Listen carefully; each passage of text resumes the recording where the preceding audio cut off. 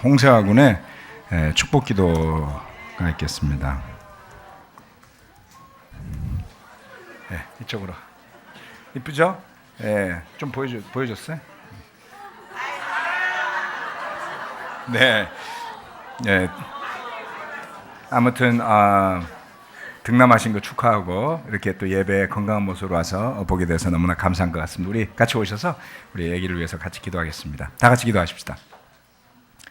전능하신 하나님 아버지, 승성경아 부부에게 멋지고 또 축복된 아들을 허락하시니 감사드립니다.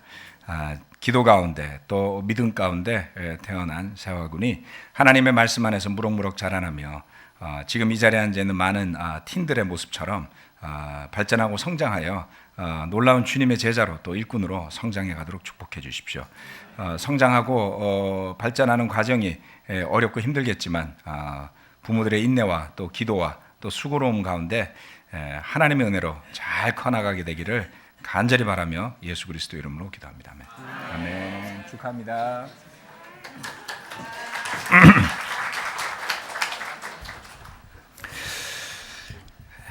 네. 오늘은 잠시만요. 왜요? 제가 머리카락을 좀 짧게 깎았죠? 다들 되게 좋아하시네. 얼마나 답답하셨을까 그동안. 제가 이발을 한 3, 4개월에 한 번 합니다. 그래서 한번 자르고 나면 길었다가. 그런데 왜 머리를 깎을 때 얼마나 자를지 안 물어보죠? 마구 쳐내길래 머리가 시원해졌습니다. 부모님들은 좋아하시죠? 자, 오늘 설교 말씀의 제목은 그대로 행하여라 그리하면 살 것이다 입니다. 누가복음에 나오는 말씀인데요. 우리 같이 한번 말씀을 읽어보도록 하겠습니다. 누가복음 10장 25절부터 28절 말씀. 누가복음 10장 25절부터 28절의 말씀인데 앞에 있는 구절을 다 같이 한번 읽어보도록 하겠습니다. 시작. 어떤 율법 교사가 일어나서 예수를 시험하여 말하였다. 선생님, 내가 무엇을 해야 영생을 얻겠습니까? 예수께서 그에게 말씀하셨다. 율법에 무엇이라고 기록하였으며 너는 그것을 어떻게 읽고 있느냐? 그가 대답하였다. 내 마음을 다하고 내 목숨을 다하고 내 힘을 다하고 내 뜻을 다하여 주 너의 하나님을 사랑하여라 하였고 또 내 이웃을 내 몸같이 사랑하여라 하였습니다. 예수께서 그에게 말씀하셨다. 내 대답이 옳다. 그대로 행하여라. 그리하면 살 것이다.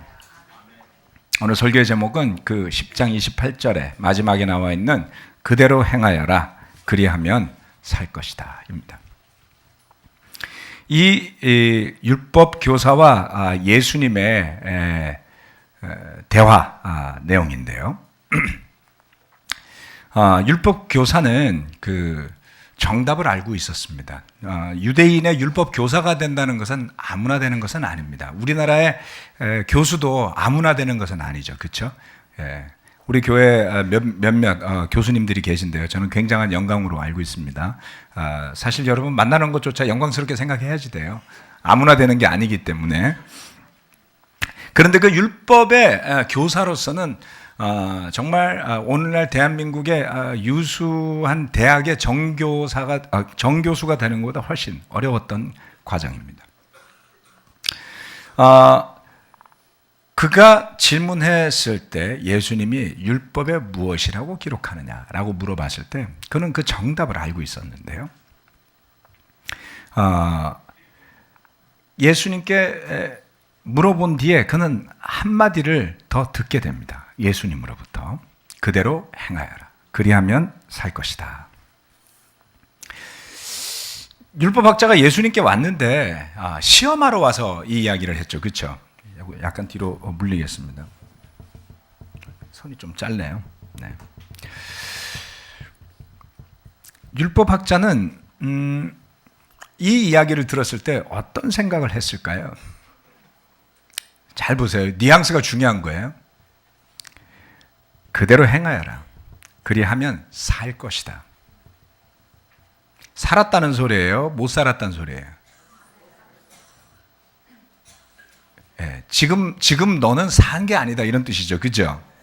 예, 예수님의 말씀을 신중하게 잘 들어야 됩니다. 한 말씀 한 말씀 허투루 하시는 분이 아니라서. 율법학자가 그 얘기를 딱 듣고 기분이 어땠을까요? 갸우뚱했겠죠. 그렇죠? 예, 여러분들 보고 누가 나 예수님 열심히 믿고 제자로 산다고 하는데 정신 차리고 사세요. 그래야지 살 겁니다. 이렇게 말하는 거하고 똑같은 거예요. 예수님 당시의 유대인들은 신앙관이 우리가 지금 기독교를 통해서 바라보는 것과는 많이 달랐습니다. 그 당시에 예수님 당시의 유대인들은 유명한 랍비의 영향을 많이 받는 그러한 시스템이었죠. 그 당시에 가장 영향을 끼쳤던 랍비는 힐렐이라는 사람이었습니다. 아주 두명한 양대 산맥이 있는데 하나는 샴마이라는 사람이고 또 다른 하나는 힐렐이라는 사람이에요. 관심 있으시면 뒤져보시면 다 나옵니다. 그래서 그 힐렐이라는 아주 위대한 랍비의 영향을 받은 사람인데 이 사람은 BC 30년경부터 AD 10년경까지 활동했던 사람이에요. 그러니까 예수님 탄생 전 그리고 예수님이 태어나서 한동안 그렇죠. 예수님이 태어나서 나사렛에서 성장하는 동안까지 살아 있었던 사람이에요. 그리고 유명한 학자들은 대부분 죽고 나서 더 파워가 있죠. 그렇죠? 꼭 유명한 화가가 그러듯이. 그래서 그의 영향으로 오늘날 여러분이 생각하는 탈무드 많이 들어서 알고 계시죠? 그렇죠? 예, 탈무드 제가 가끔 말씀드렸습니다. 이렇게 그 조그만 책으로 어린이용 탈무드 이런 게 탈무드 아니에요. 예, 그거라고 생각하시는 분들이 많은데 그게 아닙니다. 그 탈무드 그 다음에 주석서에 해당하는 미드라시라는 것이 확립이 되고 오늘날의 그런 탈무드의 모습을 갖추게 되었던 것이죠. 그런데 그들의 신앙관이라는 것은 모세의 율법이 중심이 된 신앙관이었어요. 또 하나 있습니다. 이것을 여러분이 염두에 두시고 복음서를 읽어 가시다 보면 좀 더 이해가 되시는 부분이 있을 거예요. 그들의 신앙은 성전 중심이었습니다. 당연하겠죠. 율법이 주어지고 광야에서 성막이 만들어지고 나중에 성전이 세워졌을 때 아론의 계열의 제사장에 따르는 그 성전이 그들의 신앙의 중심이었던 것은 이상할 게 없습니다. 그리고 마지막으로 혈통 중심이에요. 예. 자, 그 모세의 율법을 받아들인 유대인들, 혈통을 따라서 아브라함의 후손, 그리고 성전에서 제사를 드리는, 그리고 모세의 율법을 중요하게 생각하는 그런 유대인들에게 구원의 개념은 무엇이었을까요? 예. 그것은 이미 주어져 있는 것이지 별도로 받아야 되는 것은 아니었어요. 그것이 일반적인 개념이다라는 것이죠.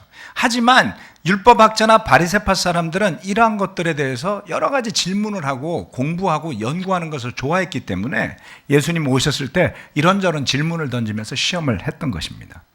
그러나 대부분의 유대인들은 거기까지는 생각하지 않게 되겠죠. 네. 그래서 요한복음을 읽어 가시다 보면 6장, 7장, 8장에 가면 그 유대인들과 논쟁하시는 예수님이 나와요. 예수님이 진리가 너희를 자유케 하리라라고 말씀했을 때 8장입니다. 유대인들이 뭐라고 답변했는지 기억하시는 분들 계실 거예요. 그렇죠? 우리는 아브라함의 자손이라 종 노릇을 한 적이 없는데 어째서 당신은 우리가 자유롭게 되리라고 이야기하십니까? 거기에 보면 혈통이 나오죠. 그렇죠? 아브라함의 후손이라서 우리는 종이 아닙니다. 우리는 하나님의 백성입니다. 우리는 율법을 지키고 있고 모세로부터 율법을 받았고 혈통으로 따지자면 아브라함의 후손이고 예루살렘에는 성전이 서 있는 성스러운 민족이에요. 이런 자부심이 있었던 것이죠. 그런데 예수님은 너희가 살아야 된다. 그게 다가 아니다라고 항변하고 계신 거예요. 자, 그래서 행하면 살 것이다 이렇게 말씀을 하셨어요. 이건 굉장히 논란거리가 될 수 있는 주제인데요. 예수님이 하셨으니까 그냥 그대로 생각을 해봅시다. 자, 여기에 살다라는 단어는 자오라고 하는 헬라어입니다. 자, 여기에서 살다라는 것은 이제 기본 단어죠. 기본 단어가 자오고 그것을 살 것이다라고 했을 때 그것은 미래형으로 되어진 거예요. 그 문맥이 그대로입니다. 자, 살다라는 단어의 의미는 육체적인 의미와 영적인 의미 두 가지를 가지고 있다고 합니다. 첫 번째는 육체적인 삶을 의미해요. 여러분 살아 계시잖아요. 그렇죠? 그래서 그때에도 이 단어를 씁니다. 그 다음에 또 독특한 의미가 있는데 죽었다가 살아나는 사람, 부활하는 사람에 대한 의미도 가지고 있어요. 예수님 시대에 바리새인과 사두개인들이 견해를 달리했던 몇몇 가지의 특징적인 것은 천사와 부활에 대한 것이었습니다. 바리새인들은 부활을 믿었을까요? 그랬죠. 그렇죠. 그래서 이 자오라는 단어는 그 부활한 사람, 부활해서 살다라는 뜻도 가지고 있죠. 여러 가지 그들의 신앙을 대변하기도 합니다. 또 건강을 되찾아서 건강하게 사는 것을 의미하기도 합니다. 그런가 하면 내세의 영광 가운데 살아간다. 영생을 물어봤잖아요. 율법학자가. 그들은 내세를 믿고 있었습니다. 유대인들은 굉장히 현실적인 사람이지만 내세에 대한 것들도 알고 있었고 믿고 있었어요. 그리고 그러한 하나님의 영광 가운데 살아가게 될 것을 생각했던 사람들이죠. 그런 율법학자에게 예수님이 이 단어를 썼단 말이에요. 자, 이처럼 이와 같은 뜻을 가지고 있는데요. 그것을 그대로 풀어본다면 내가 영생을 얻어서 살기 위해서는, 자오하기 위해서는 내가 알고 있는 그대로 살거라, 이런 뜻이었습니다. 즉 이것은 사는 것이 그 구원이 아는 것과 행함의 일치에 있다라고 예수님이 말씀하신 거예요. 이 이야기를 들으면 장로교를 신봉하시는 분들이 이 가운데 계시면 왜 행위를 강조하지? 이런 생각을 언뜻 하실 거예요. 칼빈이라는 사람은 장로교의 창시자인데요. 그 칼빈은 기독교 강요 제3권 14장 17절 18절에 해석이 한 페이지씩, 한 두 페이지씩 달려 있습니다. 거기에 이렇게 이야기를 하고 있어요. 행위는 결코 거룩의 원인이 될 수 없지만 선행을 보면 믿음이 강화될 수 있다. 이거 찍으셔도 돼요. 기록하셔도 좋고. 책에 있는 대로 써놓은 겁니다.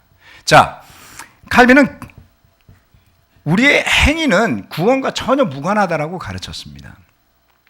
왜냐하면 행위에 집착하는 공로라는 단어가 있습니다. 카톨릭에서 쓰는 단어인데요. 반카톨릭적인 그 신학의 핵심의 은혜와 믿음이 있었고, 행위와 공로라는 것은 사람이 율법주의로 빠져드는 가장 편리한 길이기 때문에 절대로 그리로 가서는 안 된다라는 생각하에 오직이라는 단어를 붙여서 오직 믿음만이 우리를 구원할 수 있다라고 기록하고 있습니다. 바울이 기록한 성경에는 오직자는 빠져 있어요. 사람이 믿음으로 구원을 받는다라는 단어는 있지만 오직이라는 단어가 들어있지는 않습니다. 자, 그것을 칼빈은 그렇게 썼죠. 그랬던 그가 행위에 대한 부분을 아주 깎아내리느냐, 그렇지는 않습니다. 다만 제한을 두었단 말이죠. 거룩의 원인이 될 수는 없다. 그것이 우리를 구원으로 이끄는 길이 되지는 못한다. 다만 선행을 보면 믿음이 강화될 수는 있다. 이렇게 했죠. 예수님은 뭐라 그랬습니까? 누가복음 10장 28절에 내 대답이 옳다. 그대로 행하여라. 그리하면 살 것이다. 예수님에게 있어서, 자, 우리가 왜 초교파를 지향하느냐라는 것을 저는 여기에 계신 모든 분들이 분명하게 아시기를 바랍니다. 교리라는 것은 어떠한 목적을 가진 그 교리의 창시자가 성경을 이렇게 해석한다라는 것이 달려있는 거예요. 그래서 성경을 더 깊숙하게 알기 위해서 주석서를 공부하고 다양한 서적을 보시는 분들이 우리 가운데 많습니다. 저도 그 중에 한 사람입니다. 저는 여러분들이 더 그렇게 많이 하시기를 권해드려요. 그러나 예수님의 말씀을 너무 복잡하게 안 풀어도 되는 것은 풀지 않아도 됩니다.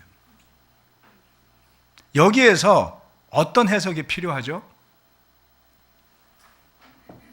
그러나 사람들은 그것을 해석을 합니다.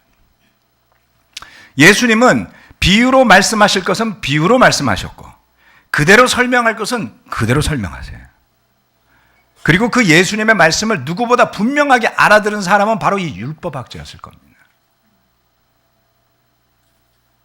그래서 예수님은 뒤이어서 사마리아인의 비유라고 불리는 스토리를 들려주시는 것입니다.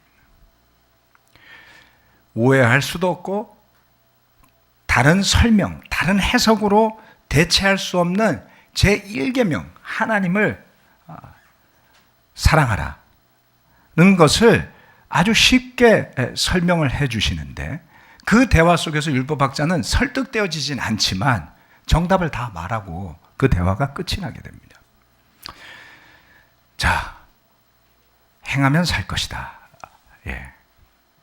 영생을 얻기 위해서 다른 것이 필요한 것이 아니라 하나님의 계명의 뜻을 알고 그것을 믿으며 그대로 사는 것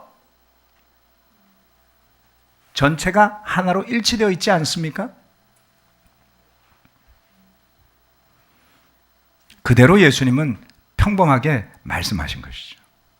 우리가 굳이 믿음으로 구원을 얻습니다라고 말하려고 한다고 할지라도 그것조차도 사실은 그 하나님의 말씀에 순종하는 것의 형태인 것입니다. 그래서 말씀대로 행하고 사는 것과 믿음을 굳이 분리하려고 하지 않아도 되는 거예요. 그것을 여러분이 만약에 너무 분리하려고 하다 보면 스스로 자가당착이라는 말이 있습니다. 스스로 만든 논리의 덫에 걸려서 넘어지게 될 겁니다. 아니면 지레 겁을 집어먹고 율법주의로 흐를 우리 인간의 죄성의 연약함이 두려워서 그 길을 차단하려고 들겠죠. 제가 이 말씀을 좀 강조해서 드리는 이유가 있습니다. 제자의 삶이라는 것은 우리의 행위가 중심이 된 신앙과는 결코 아니에요. 그럼에도 불구하고 거듭 말씀드리지만 우리의 죄성이 우리를 그쪽으로 몰고 가기 쉽다고 말씀드렸죠. 우리가 그렇게 했기 때문에 저질렀던 실수, 죄들도 많이 있습니다. 그러나 예수님이 중심이 된 신앙을 가진 사람이라면 했던 실수와 잘못을 언젠가 깨닫고 돌아서요. 그렇기 때문에 두려워할 이유가 없다는 겁니다. 그게 두려워서 말씀에 순종을 하는 행위로서 신앙이 합쳐지는 것을 아예 차단하려고 든다면 여러분은 더 무시무시한 실수를 하시게 돼요. 말씀을 부정하는 것이죠. 예수님이 설명하는 진리는 아주 단순합니다. 그리고 구약의 율법의 정신을 꿰뚫는 것들이었어요. 왜냐하면 예수님 이전에 왔던 어떤 예언자도 예수님처럼 권위 있게 그리고 아주 명쾌하게 말해준 사람이 아무도 없었습니다. 여러분, 때로는 마가복음에서 사람들이 그 예수님의 가르침을 듣고 놀랐다 그러는데 우리는 그들이 뭘 놀랐는지를 몰라요. 그렇죠? 왜냐하면 율법을 두고 그만큼 고민한 적이 없었기 때문이죠. 예수님이 어떻게 저렇게 쉽게 단정적으로 말씀할 수 있지? 돌맞을 일이란 말이에요. 근데 예수님은 그렇게 하셨고 그것이 틀리지 않았더라는 것이죠. 그것이 예언자와 예수님의 가장 극명한 차이인 겁니다. 예언자가 지니는 한계는 전달받은 것을 그것도 때로는 희미한 가운데 받잖아요. 그렇죠? 예. 뭐 파일로 전송해서 받는 것도 아니고 꿈속에서 봤다가 말해야 되니까 틀리게 말하면 안 되고 얼마나 힘들었겠어요? 네. 그것이 예언자가 지니는 한계였습니다. 그들의 역할은 계시된 예언의 말씀을 전하는 것이지 그것을 자의적으로 해석해서 분석하는 것이 아니었어요. 그러나 예수님은 달랐습니다.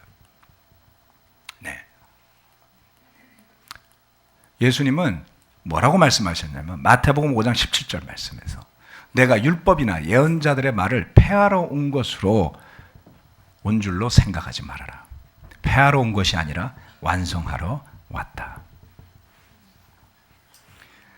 이전에 어느 예언자도 이루어내지 못한 율법에 대한 통찰이 일어났어요. 예수님에 의해서. 그리고 그것에 대한 가르침을 이렇게 간단하게 전달하십니다. 나는 율법을 폐하러 오지 않았다. 완성하러 왔다. 그 예수님의 말씀, 그 예수님의 가르침에 너무 많은 토와 해석을 달지 마세요. 그 예수님의 뜻을 우리가 훼손하면 안 되죠. 율법학자와 예수님의 이야기는 다음과 같이 끝이 납니다. 제가 이 부분으로 넘어가기 전에 오해하지 말기를 부탁드리는 것은 어차피 이게 인터넷에도 다 올라가니까 명명백백하게 말씀드려야지 돼요. 제가 칼빈보다 더 똑똑하다거나 칼빈보다 성경을 더 많이 안다거나 그런 뜻이 아니에요. 네. 제가 칼빈을 판단하거나 그게 아닙니다. 그 사람이 쓴 글을 그대로 갖다 붙여 놓은 거예요. 여러분들도 용의가 있으시면 2000페이지에 달하는 그의 기독교 강요를 읽어보시면 됩니다. 네. 여러분이 알고 있는 대부분의 성경 지식이 그 안에 다 들어가 있어요. 대단히 똑똑하고 헌신적인 아주 대단한 사람이었습니다. 자, 오해가 없으시기 바라고. 자, 그랬던 예수님이 그 율법학자의 대화의 끝이 이렇게 납니다. 우리가 잘 아는 선한 사마리아인의 비유가 이사야에 들어있고요. 조금 뒤에 그걸 말씀을 드리겠습니다. 그 예수님의 대화가 이렇게 끝이 나는데요. 너는 이 세 사람 가운데서 강도 만난 사람에게 이웃이 되어 주었다고, 누가 강도 만난 사람에게 이웃이 되어 주었다고 생각하느냐? 그가 대답하였다. 자비를 베푼 사람입니다. 예수께서 그에게 말씀하셨다. 가서 너도 이와 같이 하여라. 시작에 뭐라 그랬습니까?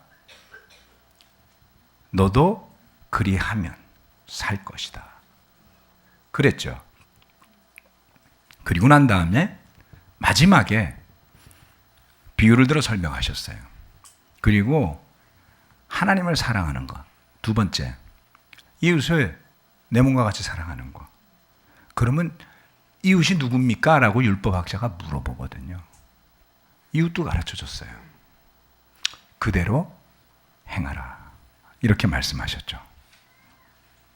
율법학자의 굉장히 아쉬운 건 그런 대단한 이야기와 엄청난 가르침을 들은 뒤에 그 율법학자의 반응이 없어요. 주님은 두 번을 반복해서 그에게 같은 말씀을 해주세요. 부모가 두 번 같은 이야기를 반복하면 아이들에겐 잔소리예요. 잔소리 싫어하죠. 그러나 예수님이 두 번에서 말씀하시면 매우 중요한 겁니다.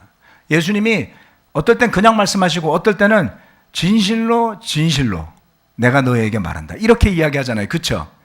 예수님이 진실 두 번 붙이면 귀를 쫑긋 세우고 들어야지 돼요.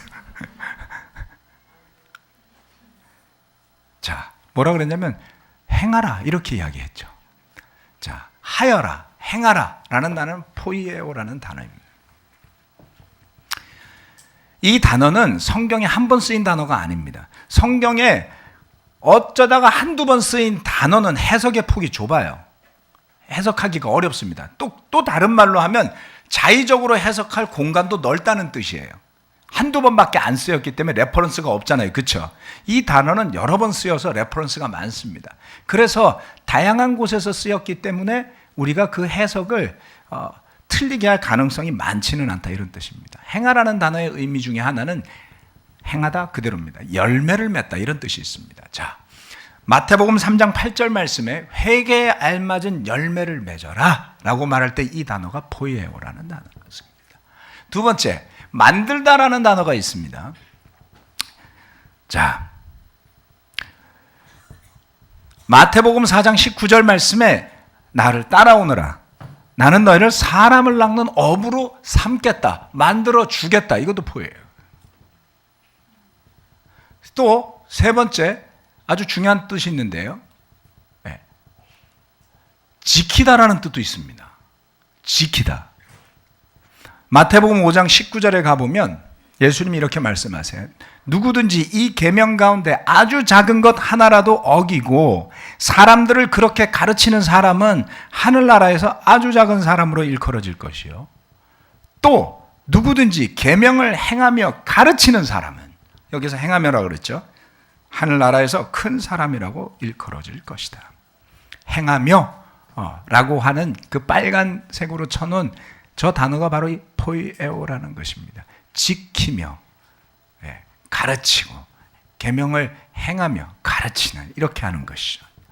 자, 이 세 구절을 보면 행하라는 단어의 의미가 좀 와닿지 않습니까? 열매를 맺다. 그렇죠? 우리 모두는 하나님으로부터 많은 것을 받은 사람들이에요. 1달란트를 받았건 2달란트를 받았건 5달란트를 받았건 세상적인 마음으로 그거를 비교하니까 죄 짓는 것이지, 그 받은 것을 가지고 뭔가 열매를 맺는 삶이 바로 올바로 하나님을 믿는 신앙인의 태도인 것입니다. 열매 맺을 수 있지 않습니까? 꼭 자녀를 낳는다 이런 게 아니에요. 또 어떨 때는 우리가 한때 꼭 누군가를 전도해서 세례 주는 것만을 열매로 생각했다면 그거는 열매의 한 부분일 뿐인 것입니다. 여러분들은 여러분의 삶에서 수없이 많은 선하고 좋은 열매를 맺을 수 있어요. 왜요? 그리스도 예수께 연결되어져 있는 가지이기 때문에 그렇습니다. 다만 그 영광을 내 것으로 도둑질하지 않으면 되는 거예요. 내 것으로 도둑질하는 사람은 자기가 커지게 되어 있어요. 그래서 궁극적으로는 자기가 정말 잘난 사람인 줄 알아요. 제가 거듭 말씀드리죠. 그런 사람 재수 없다고요. 고백도 했었습니다. 제가 그런 사람 중에 한 사람이었다고. 자, 그래서 이렇게 이야기를 하고 있습니다. 다르게 해석할 수 있을까요? 단순하고 명료한 것입니다. 그것을 문제 삼을 이유가 없습니다. 예수님은 믿음과 행함을 굳이 분리하시지 않았어요. 예수님의 가르침 속에 그것은 늘 함께 공존하고 따로 써도 떨어지지 않는 개념이었지만 우리 인간의 연약함, 죄성, 자기중심적인 사고로 끌어다 쓰는 그 습성 때문에 사도 바울이 끊임없이 그러한 죄성을 경고하는 가르침이 있는 것이죠. 그것이 예수님의 가르침을 원점으로 돌려놓으면 안 되는 것입니다. 자, 그래서 예수님은 결론을 이렇게 이야기를 했어요. 이웃에게 자비를 베풀라. 여긴 글자가 너무 작아서 아마 안 보이실 거예요. 그렇죠? 그래서 여러분 성경을 펴시고 같이 한번 보도록 할까요? 자, 누가복음 10장 29절에서 36절 말씀입니다. 10장 29절에서 36절 말씀 제가 읽도록 하겠습니다. 그런데 그 율법 교사는 자기를 옳게 보이고 싶어서 예수께 말하였다. 그러면 내 이웃이 누구입니까? 예수께서 대답하셨다. 어떤 사람이 예루살렘에서 여리고로 내려가다가 강도들을 만났다.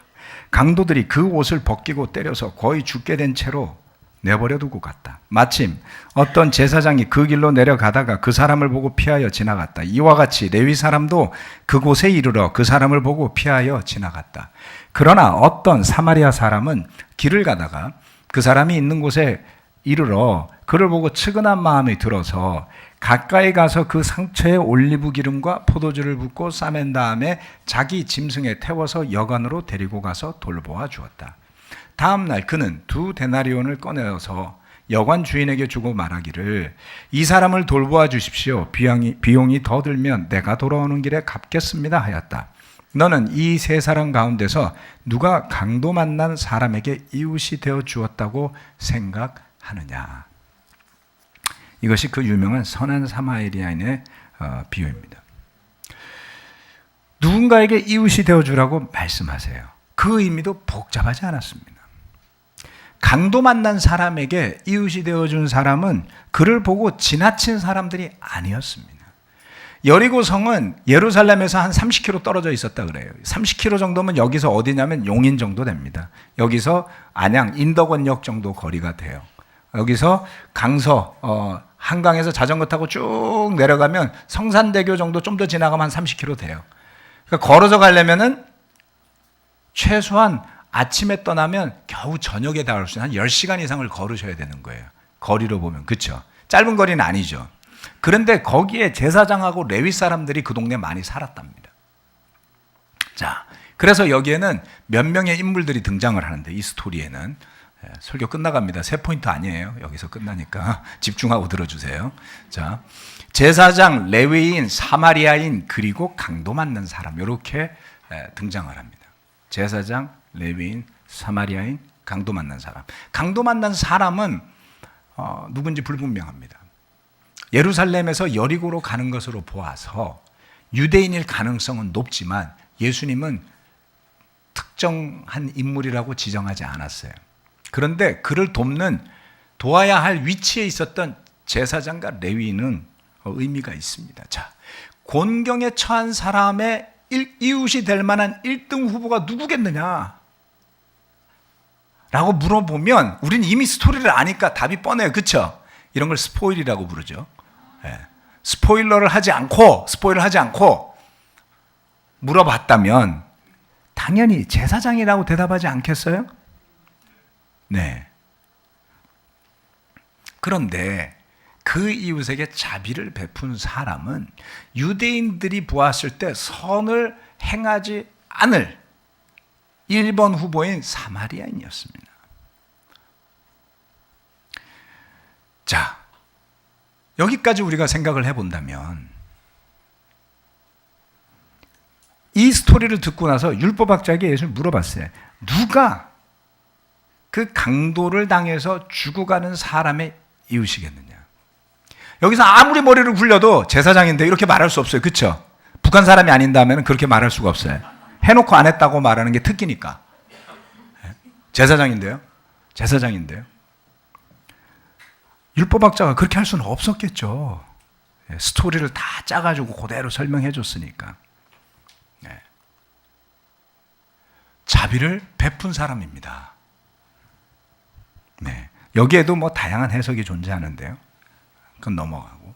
예수께서 그에게 말씀하셨어요. 가서 너도 이와 같이 하여라. 누군가의 필요를 채워 주어라. 그리고 거기에는 목적이 없어요. 그렇죠? 그 다음날 아침에 일어났더니 이 선한 사마리아인은 이미 길을 떠나고 없었습니다. 물론 원치 않는 사람들을 돕거나 필요를 채울 수는 없어요. 저는 복음을 전하고 사람들과 더불어 성경을 공부하면서 느낀 첫 번째 원칙 중에 하나는 내가 강권할 수 있을지 몰라도 강제로 받아들이게 할 수는 없다는 거예요. 그렇죠?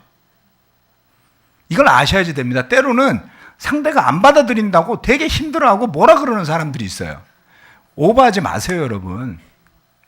믿음은 그런 게 아닙니다. 우리가 선을 베푸는 것은 서로 간에 연결이 되는 것이지 일방적인 선을 베푸는 것은 어느 누구도 원하지 않아요. 호프에서 요즘은 그런 말을 안 쓰죠. 뭐라 그러죠? 고아원을 요새 뭐라고 표현하나요? 복지원 이렇게, 아동복지원 이렇게 부르고 뭐 보육원 이렇게 부르고 스토리가 하도 많이 바뀌어서 저도 모르겠어요. 가서 도와주는 것도요. 정말 겸손하게 안 도와주면 기분 나빠요. 장애인들 도와주러 가면 여러분 막 쌍수를 들고 환영할 것 같죠? 안 그래요. 꼼꼼하게 따져요. 노인복지회관 가가지고 노인들 도와주는데 묵은 쌀 드리면 되게 기분 나빠하세요. 그래서 우리가 쌀 모을 때 꼭 좋은 일반미 가져오세요. 무슨 말이냐면 원치 않는 사람 도울 방법이 없어요. 그런데 필요가 있고 내게 뭔가 줄 것이 있다면 기꺼이 그것을 하고자 할 때 이와 같은 기적이 일어나는 것이죠. 율법학자는 누가 나의 이웃입니까? 한번 논쟁해 봅시다라고 다가왔는데 예수님은 그냥 피하셨어요. 누가 네 이웃인지는 중요하지 않아. 누구에게 이웃이 되어줄지를 생각해. 여러분, 때때로 우리는 누가 내 이웃인지 구분하고 싶죠. 누가 나한테 잘해주지? 누가 나를 믿어주지? 누가 나를 신뢰하지? 그러시는 분들이 있으면 여러분 오늘 율법학자의 위치에 서 계신 거예요. 그리고 그 가르침이 다 끝난 뒤에 예수님이 그렇게 시간과 지면을 할애해서 설명해 주었음에도 불구하고 그는 답변도 하지 않고 그냥 가버렸어요. 그런 마음 되지 않도록 주의하십시오. 누가 나를 받아주나? 그게 아닙니다. 예수님을 따르고 쫓는 사람들에게 있어서는 이웃을 기다리는 것이 적합하지 않은 것입니다. 우리는 누군가의 이웃이 되어 주어야 하는 것이죠.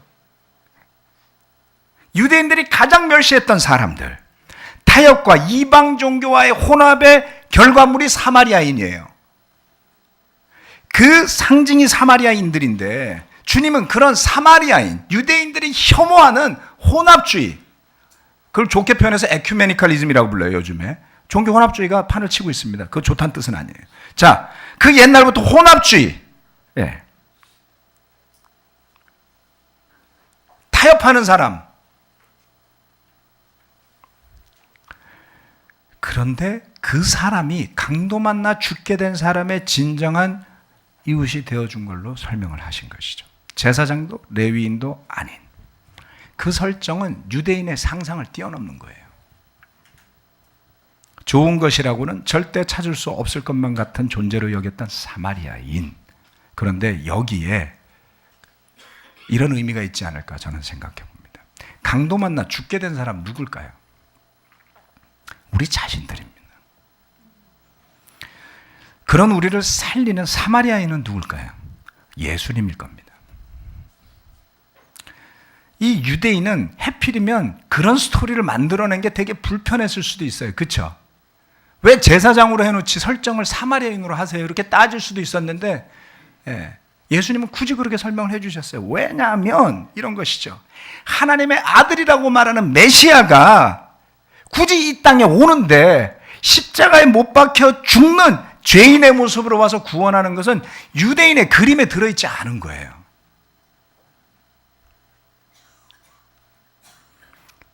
강도 만난 우리, 또 그 율법학자, 그를 구원하기 위해서는 사람들이 생각하는 모습이 아닌 전혀 다른 방법으로 인간의 논리가 아닌 길로 기꺼이 비용을 지불하고 희생할 그러한 존재가 필요했습니다.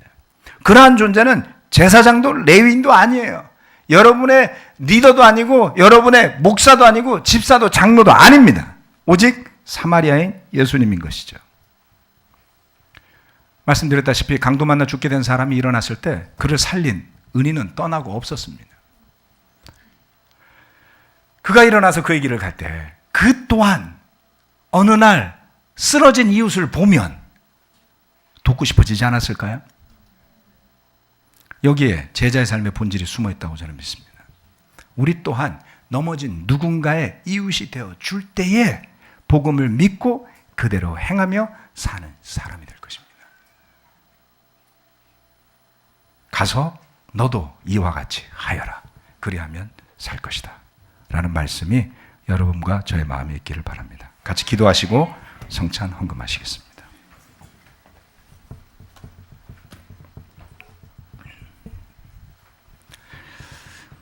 아버지 하나님, 유대인들은 율법을 받아들었고 하나님의 인도하심을 따라 수많은 예언자들의 이야기를 소중히 여겨 그것을 기록하고 성스러운 문서로 성경으로 간직하였습니다. 그들의 그런 수고, 그들의 그런 집착이 없었다면 오늘날 우리가 손에 든 이 성경은 존재하지 않았을 겁니다. 그러나 주님, 그런 수고와 노력의 이면에 숨어있는 율법주의의 위험성을 다시 한번 깨닫고 느껴보게 됩니다. 우리는 여전히 논쟁할 수밖에 없는 그런 연약한 존재들입니다. 과연 무엇이 더 성경적일까? 과연 무엇이 더 예수님의 가르침을 따르는 것일까? 수천 년 동안 쓰여진 수많은 문서들과 가르침이 있습니다. 그러나 그 모든 것을 뛰어넘는 진리의 말씀이 우리 앞에 있으니